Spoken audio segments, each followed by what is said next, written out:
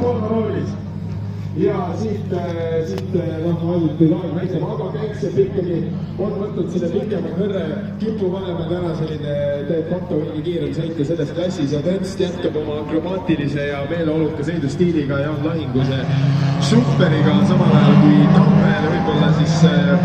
avaringi ei ole näinud plaanipäraselt ja väga oodatavalt läheb ka ta selle reaktsiooniks Jokkerisse ära. See muidugi nüüd kuidas puhta tempo Lahingus ehk Tamm saab teha vabas vees oma liikumist ja peab ütlema, et on juba muljetavaldavalt kiiresti kinni püüdmas Tõnsti ja Superit. Ehk tõesti, et siin Tammele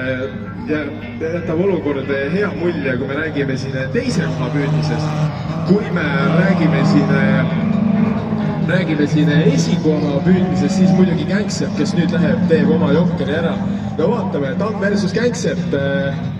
kuidas see laheneb? Ja napikalt, aga siiski jääb ette. Ja nüüd muidugi väike vikka on see, et meil on 2 liidrit oma Jokkerit teinud ja siis 2 sellist nii-öelda musta hobust on teinud siis veel ootavad oma Jokkeri võtmist. Aga hetkeseisuga jah, et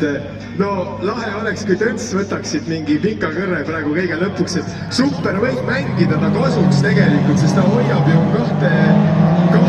konkurenti kinni, aga kuna Super kaob sellest liikuva šikaani rollist ära kangelaslikult oma laadaga bemmide vastu, siis kui meil on tervet 4 ringi minna, siis no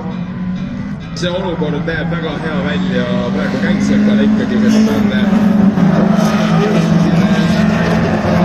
äkki Tõnst üllatab, mille see teha, äkki Tõnst üllatab ja praeguse seisuga igal juhul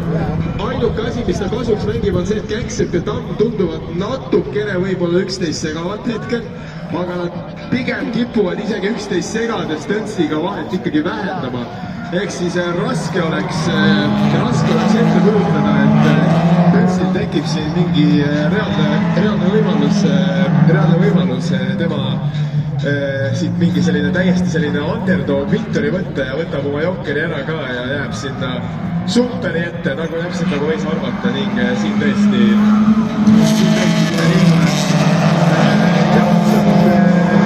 ringide peale siis hakkab üsna selgeks saama, et see on Tamm versus Känksepp ja nüüd võime öelda, et Tamm kaotab kohaga Tõnstile ja saab muidugi rajale tagasi, jääb Superist ette ja nüüd on tegelikult võrrand lihtne. Känkseppal on vaja lihtsalt lõpuni tulla,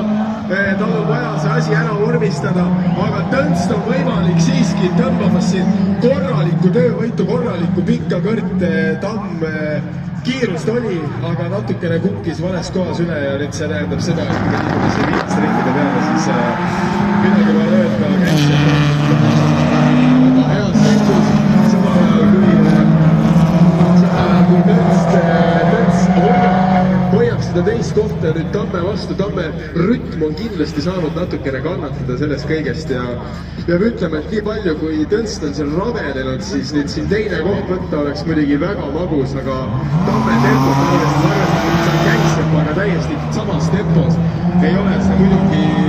absoluutselt mitte garanteeritud formaalsus ja kohe olemegi siin targemad, kuidas see sõit lõpus välja mängib. Igal juhul praegu seisuga tundub, et Känksepp peab tulema lõpuni, samal ajal kui Tõnst versus Tamm teise koha nimel, see käib. Need 2 pilooti peavad selle jagama. Tammel ei ole see asi veel läinud käest ära, tal on rohkem tempot, me teame, et tal on rohkem tempot, võtab praegu esimese sektori ka sellise ilusa tight joonega ja saab veel lähemale Tõnstile, aga need võimalused hakkavad väheks jääma ja rohkem see on nüüd ikkagi Tõnsti sõit, mida kaotada ja vaatame, kuidas Tõnst sellele reageerib. Igal juhul praegu seisuga tundub